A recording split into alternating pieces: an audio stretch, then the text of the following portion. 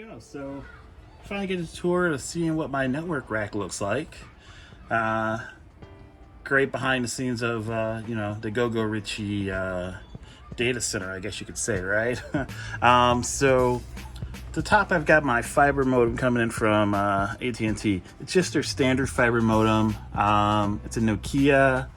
I got that red patch on there covering up a bunch of details about it, but basically this white cable right here comes down and goes right into my Ubiquiti Dream Machine Pro. Running it in on port 9, and then I'm gonna show you something else cool about the Ubiquiti Dream Machine Pro. So you can have multiple internet connections, and so over here I've got a GL iNet, I believe it's called. I'll come back and take a look. You know what? I'm just gonna put it up the wall. It's actually taped on, and yeah, it's a GL iNet. Nothing fancy. It is a travel router, and see that? Duct tape. Beautiful thing right there. GL iNet travel router, and I've actually got that set up in access point bypass or something like that. Access point mode. It's connected to my municipal wireless internet. Super slow internet. It's free though, but it's like 3 meg up, 3 meg down, wireless. I've got that plugged in into here, port 8, and that is my failover internet option. So if my network goes down, I've got a backup internet option if I don't want to use the AT&T fiber. Like if something fails over, it'll fail over to that. At least my IoT devices will keep working, and I get some kind of internet service, coming in then.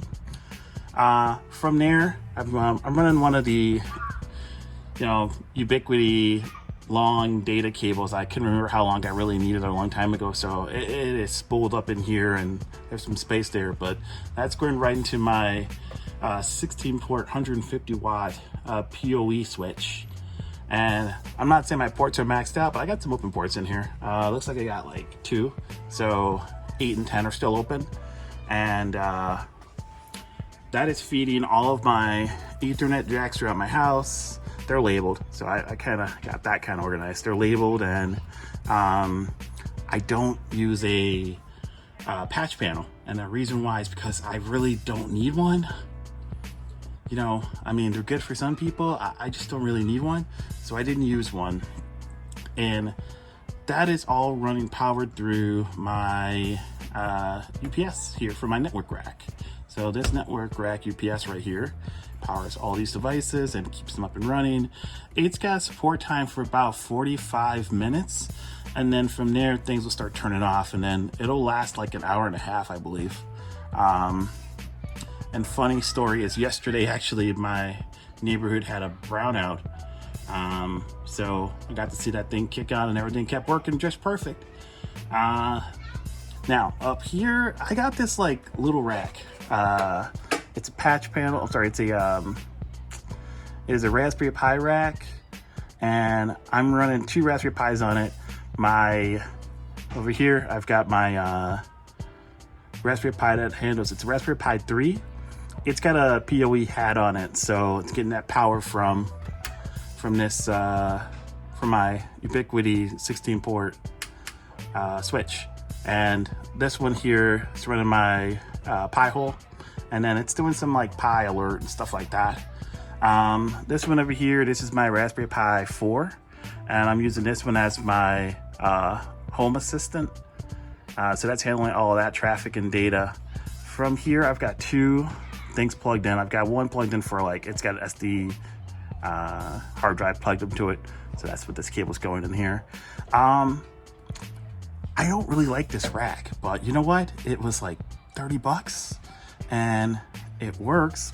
I don't like how it leaves all these empty panels open, and then it's got these weird like little keystones over here for like HDMI, and these are things I never were gonna plan on using. But hey, open airflow flowing through there, and like I said, like this is a 6U network rack, and on the top I've got like an empty one. It's another plate up here that just got some fans on top of it, pull air up from there. nothing super fancy.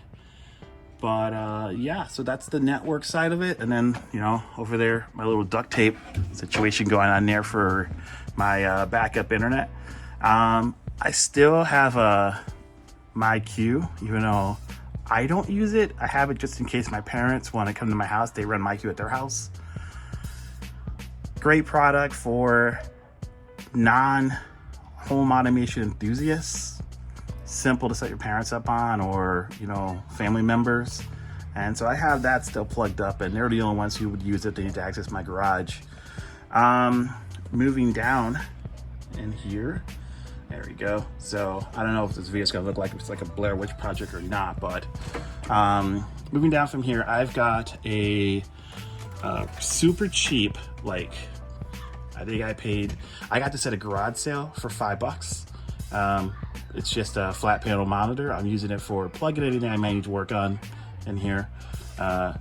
Just put it onto, I mean, it's just attached to some plywood I got up there. So it's a 3/4 of an inch thick plywood that I just mounted it to, and I kind of got my rack right on top of that.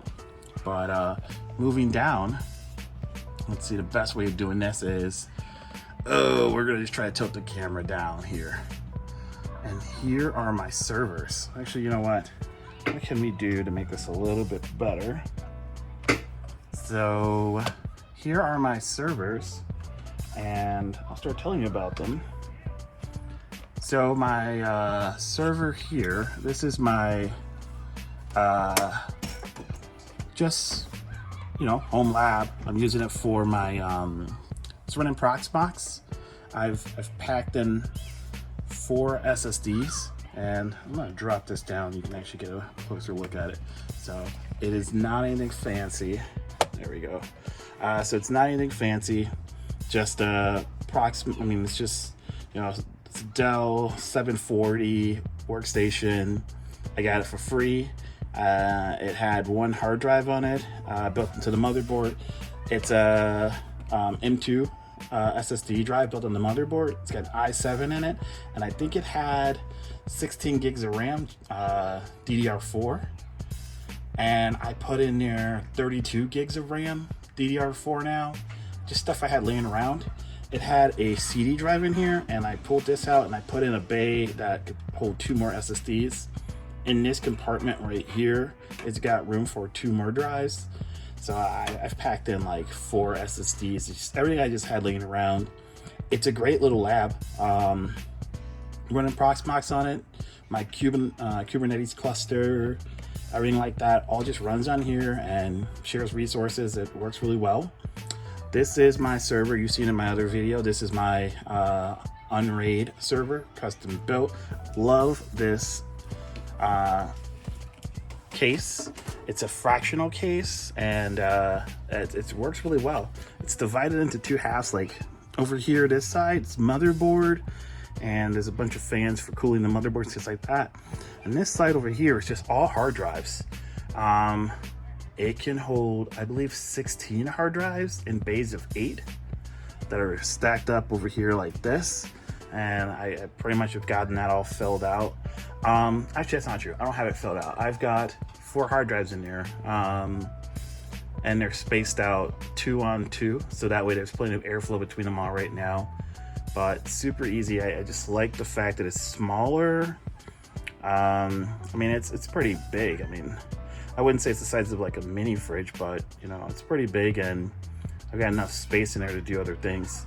And then on top of that right there is one of my recent pickups on eBay. It's another Ubiquiti camera, and I'm trying to figure out what I'm gonna do with it. It's plugged up right now, just seeing what it's like.